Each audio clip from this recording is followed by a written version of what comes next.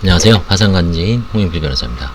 이번에는 신청 대리인 입장에서 본 개인 파산 실무 두 번째 시간입니다. 지난 시간에 이어서 이제 채권자 목록이 이제 중요하죠. 이 빠지면 큰일입니다. 그래서 말씀하신 대로 신용정보 조회기관에서 채권자 목록을 받아야 합니다. 10,000원 정도 듭니다. 돈 아끼지 말고 그 민간 신용정보 회사, 한국신용정보원 말고요. 은행연합회 말고 거기는 좀 되게 부실합니다. 그래서 민간 신용정보 회사에 10,000원 정도 되니까 신용정보 조회를 하십시오. 그럼 채권이 매각됐는지 유지하고 있는지를 일부 추적이 가능합니다. 근데 100% 이게 이제 민원대행 기간이 있습니다. 그 다음에 부채증명서까지는 발급해줍니다. 돈을 주면 한 8,000원에서 10,000원 정도 되더라고요. 그래서 뭐 한 10명 정도 되면 돈 10만원 이상 들어갑니다.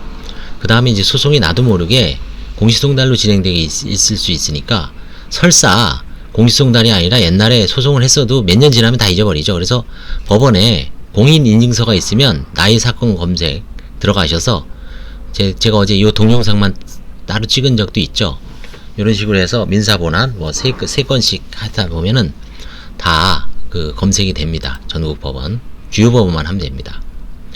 그 다음에 이제 면책구 누락채권을 발견한 경우에 원칙적으로 포괄적으로 면책이 되기 때문에 다만 내가 고의적으로 알면서 놓지 않았다는 것만 입증을 하면 이게 소송에서 이길 수가 있기 때문에 다퉈봄직합니다. 실망하지 마시고 한번 소송을 해볼 수도 있습니다. 이제 상담 단계에서 받는 질문들, 저는 개인 파산이 되나요? 정확히 면책을 받을 수 있냐는 말이죠. 은닉자산이 없고 장기간 신용 지급불능 상태가 된 것이 확실하다면 일단 대상으로 됩니다. 그리고 최근에는 또 코로나 사태 때문에 뭐 멀쩡하다가도 사업이 그냥 확 무너지는 경우도 많고요. 그 다음에 뭐 코로나로 실직하면은 방법이 없죠. 언제 끝날지 알 수 없으니까. 근데 뭐 다른 특별한 재산이 없으면 금액이 많고 적음을 떠나서 개인 파산 면책이 쉽게 됩니다. 면책을 못 받으면 어떻게 되나요? 그냥 파산자의 신분입니다. 그렇다면 나중에 다시 신청할까요? 아니면 개인회생으로 갈까요? 이거는 이제 경우의 난을, 소득이 있으면 개인회생으로 도전해보는 것도 괜찮죠. 요즘 개인회생이 3년에서 5년으로 완화됐으니까. 다만 이제 파산 선고를 받고 면책을 못 받는 5가지 사유가 있다 그랬죠. 뭐라 그랬죠? 불락, 취기신, 제도의 파산이 허용되느냐 안 되느냐. 불어가 받은 경우, 낙, 채권자 누락된 경우, 면책을 그냥 취하해버린 경우입니다. 뭐 관제인한테 시달린다든지 법원에서 뭐 보정명령이 자꾸 나오니까 뭐 더 이상 시달리기 싫어서 취하하시는 분도 있죠. 기각당하는 경우가 있습니다. 불성실하게 뭐 법원에 출석 2회 이상이면 기각시키고 있죠. 서울회생법원은. 신청을 안 하는 경우가 있습니다. 채권자 파산의 신청 경우에 별도로. 요런 5가지 사유에서는 일단 파산 선고만 받고 면책을 못 받았을 때 나중에 다시 제도의 파산을 신청했을 때 제도의 파산이 허용되느냐 안 되느냐. 과거에는 대법원 판례상 부정적이었는데 최근에는 긍정적인 회생법원 판례 항고심에서 판례가 있기 때문에 그것도 동영상에서 제가 소개했습니다. 그 판례에 의하면 남용이 아닌 한 다시 신청이 가능하답니다. 근데 남용이냐 아니냐, 그거는 전문가, 저희 같은 도산 개인 파산을 전문적으로 하는 변호사한테 와서 진단을 받아야 돼요. 그거는 일률적으로 진단을 해드릴 수가 없습니다. 일률적으로 말할 수가 없어요. 그 사람의 사정에 따라서 일단은 조금 아리까리하면은 다시 파산 신청하는 건 신중해야 됩니다. 일단 그래서 개인회생이 가능하면 개인회생으로 가고요. 도저히 뭐 소득이라든가 채무액이 5억 넘으면 개인회생을 못 가잖아요.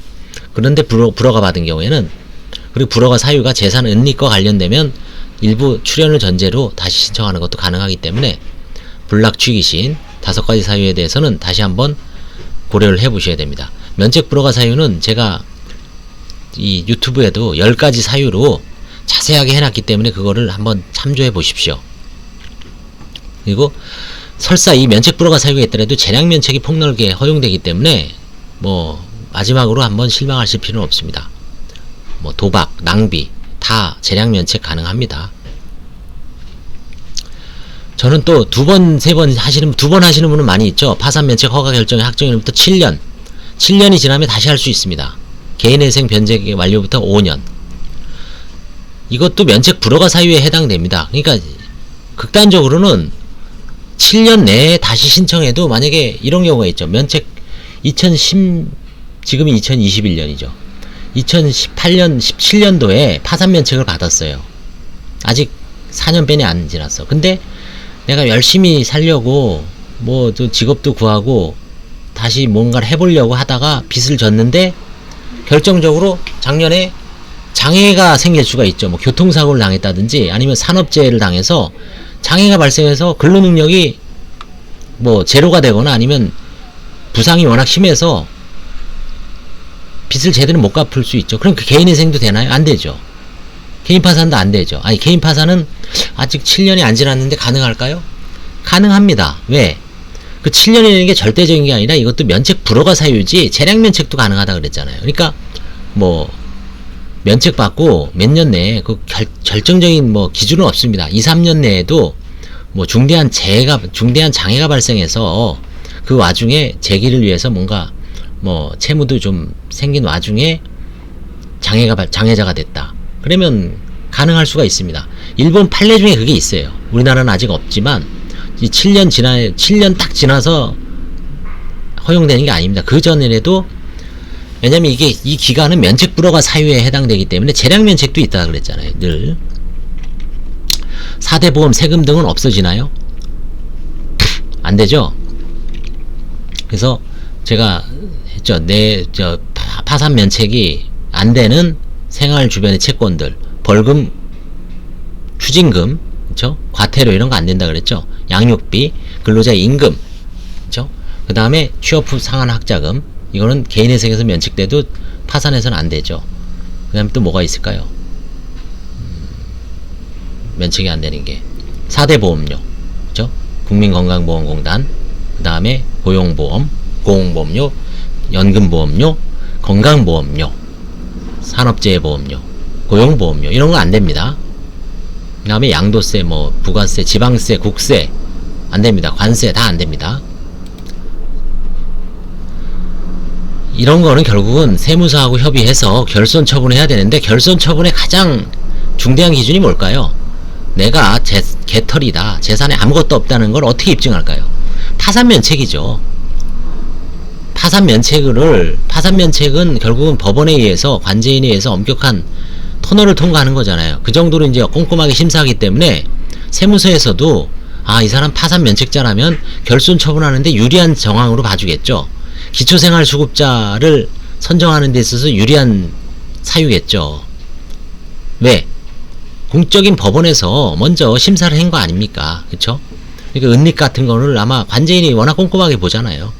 그래서 결손 처분이나 이런 사회보장제도에서를 통과하기 위해서는 이 파산 면책이 먼저 선행되면 유리할 수도 있습니다.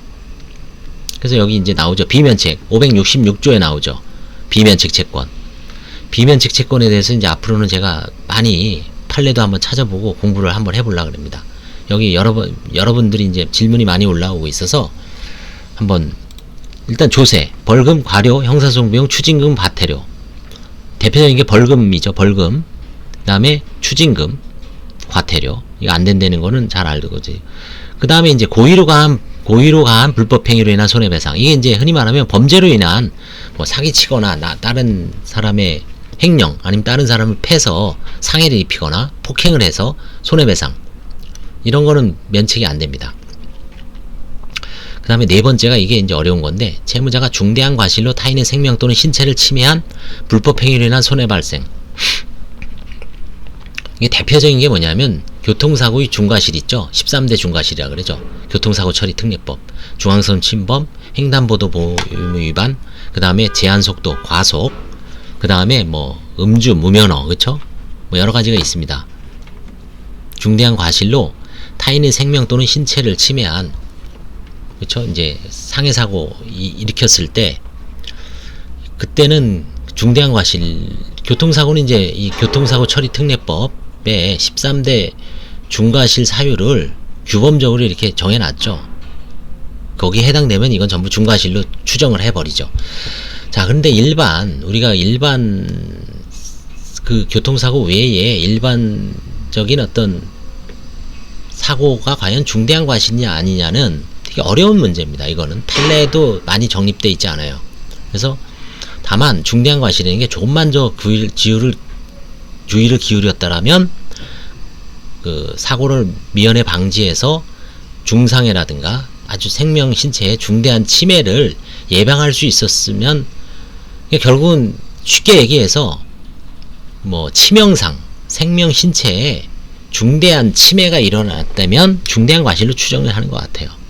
웬만하면 다 중대한 과실로 볼 수 있죠. 그냥 가벼운 사고가 아니라 뭐 중대한 사고면 중대한 손해가 발생할 수 있죠. 뭐 예를 들어서 뭐 팔다리가 뭐 절단되거나, 그 다음에 신체가 아주 뭐 큰 상해를 입거나, 그 다음에 잘 고쳐지지 않는 치명상을 입었거나, 그쵸?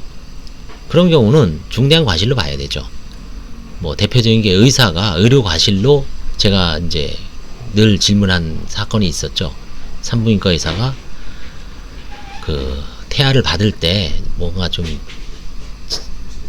조치를 취하지 않아서 뇌에 산소가 공급이 안 돼서 정박아로 태어난 사안이 있습니다. 그런 경우에는 중대한 과실로 봐야 되지 않겠어요? 그 다음에 근로자 임금, 퇴직금, 재해보상금, 근로자 임치금, 신원보장금. 그 다음에 이제 가장 문제되는 게 이게 아까 누락이죠. 불락 취기신에서 락입니다. 그래서 채권자 목록이 누락됐는데 다시 파산 면책하는 거는 남용으로 볼 수도 있어요. 왜냐하면 이거에 의해서 악의로 채권자 목록에 기재하지 않은 청구권은 비면책이지만, 알지 못한 상태에서 채권자 목록에 기재하지 않은 채권은 면책을 받을 수가 있거든요. 자, 그러면 이런 거의 기준은 뭘까요? 공시송달이 있었는지 여부, 그 다음에 채무 발생 시기가 좀 오래되면 까먹을 수가 있죠. 직전에 발생한 거는 안다고 봐야 되고, 그 다음에 금액이 많으면은 좀 어려운 문제죠. 많으면 일부러 뺄 리는 없지만, 그쵸? 잘 기억을 해야 되죠. 짜잘구리한 거는 잊어버릴 수가 있죠. 뭐 몇백만원, 몇십만원. 그 다음에 양육비, 양육자 또는 부양 의무자로 부담해야 되는 비용. 이거는 이제 이혼과 관련된, 아니면 친족의 부양 의무와 관련된 겁니다. 그 다음에 취업 후 학자금 상환 특별법에 의한 취업 후 상환 학자금 대출 원리금. 이거는 이제 회생에서는, 개인회생에서는 면책입니다. 파산에서는. 자, 그 다음에 은행 거래를 할 수 있나요? 나중에 면책되면 대출을 받고 싶은데 대출이 가능할까요? 이게 은행연합회, 지금 한국신용정보원이죠. 여기 통보가 됩니다. 그래서 대출 해당 은행은 아마 한 5년 동안은 대출을 안 해주는 것 같아요. 근데 이제 다른 은행, 그러니까 채무자가 떼이지 않은 그런 금융기관에서는 또 심사를 해서 풀어줄 수도 있죠. 뭐 신용카드 같은 거는 안 되고, 뭐 캐피탈 같은 게 좀 풀리는 것 같아요. 한 3년 지나면. 2번 한 사람 이렇게 보면은 꼭 캐피탈, 그다음 차량 할부금 같은 건 좀 풀리는 것 같고, 정확하게 알 수는 없습니다만, 그건 이제 영업비밀이겠죠. 해당 금융기관에 파산 면책자를 과연 언제까지 보관하고 있느냐. 뭐 민간 금융기관에서는 영원히 보관할 수도 있죠. 그래서 이제 그 사람에 대한 어떤 신용평가 지표로 삼을 수가 있겠죠. 파산 선고되면 저는 어떻게 되는 거예요? 특히 직장 문제. 차별적 취급 32조가 있습니다. 그래서 이거는 하급심 판결에서 당연퇴직 사유 무효라고 한 게 있습니다. 중앙법원 거기에도 나옵니다.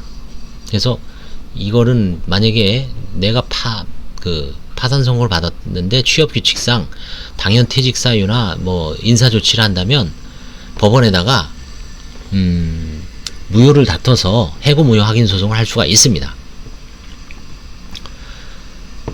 지금 결격 사유가 한 200개 존재한다고 하지만 이건 다 이제 좀 할 수 있죠. 이건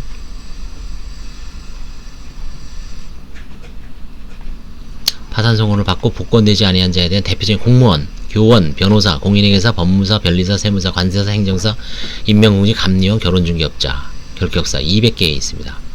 건강기능식품 판매도 안 된대요. 담배 판매할 수도 없고, 보험 설계사, 일반 경비원, 아이돌 보미, 국민참여재판의 배심원, 아파트 동별 대표자, 전통 소싸움 경위 소주인이 될 수도 없고, 국비유학심의 응시자격도 없답니다. 좀 문제가 심각하죠.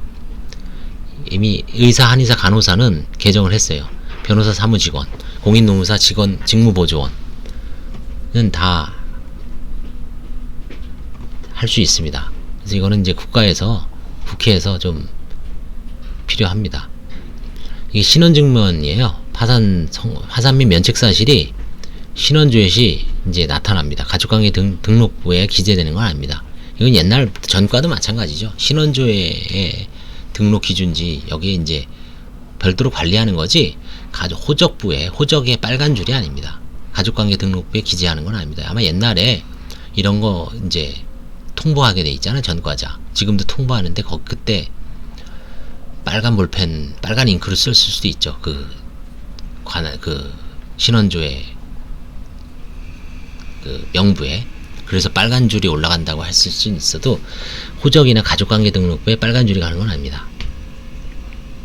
보증인에 대한 효과는 어떻게? 보증인은 미치지 않아요. 그래서 보증인도 따로 독립적으로 면책해야 됩니다. 채권자 대리인이 자꾸 연락이 오는데 연락받아도 되나요? 채무자 대리인 제도, 채권 추진법이 있습니다. 파산 선고지까지 버틸 수 있습니다. 법원에 소장이 왔는데 어떻게 할까요? 그냥 내버려 두면 됩니다.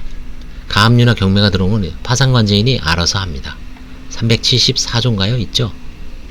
다 348조군요. 그렇죠? 가압류, 가처분 다 실효합니다. 임대차 보증금 어떻게 해야 될까요? 임대차 보증금은 파산 선고 시에 면제 재산이죠. 아니면 압류 금지 재산입니다. 서울은 3,700. 그 다음에 이제 수도권 과밀 억제권역은 3,400. 그 다음에 광역시 및 안산, 김포 일부 시는 2,000. 나머지 지역은 1,700입니다. 3,700, 3,400, 2,000, 1,700.